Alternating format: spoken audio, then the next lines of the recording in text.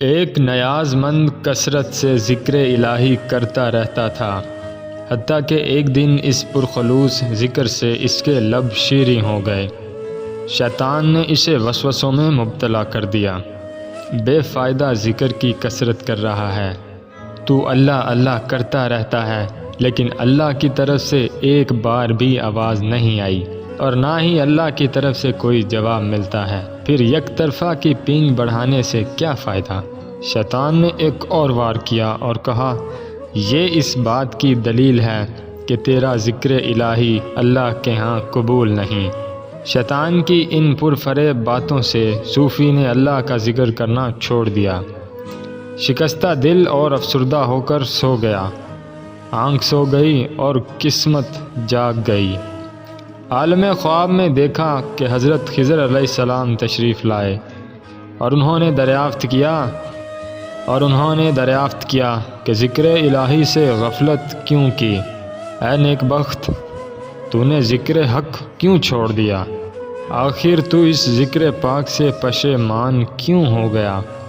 تو اس شخص نے جواب میں کہا کہ بارگاہ الہی سے مجھے کوئی جواب ہی نہیں ملتا۔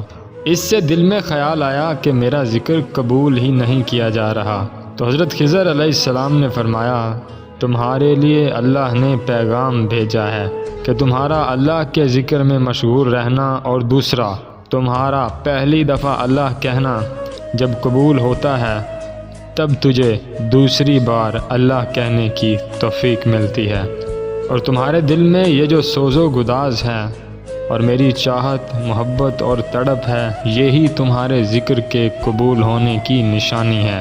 اے بندے، میری محبت میں تیری یہ محنتیں اور تدبیریں سب ہماری طرف سے جذب و کشش کا ہی عکس ہے۔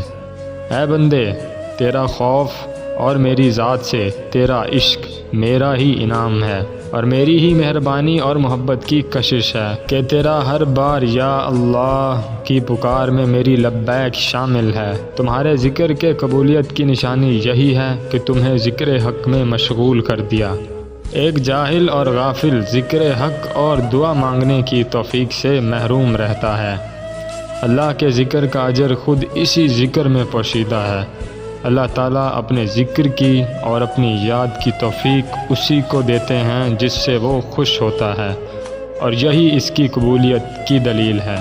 ناظرین، اگر آپ کو یہ ویڈیو اچھی لگی ہے تو ویڈیو کو لائک کر دیں، کمنٹ سیکشن میں مجھے کمنٹ کر کے ضرور بتائیں، اور اس طرح کی مزید اچھی ویڈیوز کے لیے نئے آنے والے ویورز چینل کو سبسکرائب کر لیں تاکہ آنے والی ہر نئی ویڈیو آپ تک پہنچ سکیں۔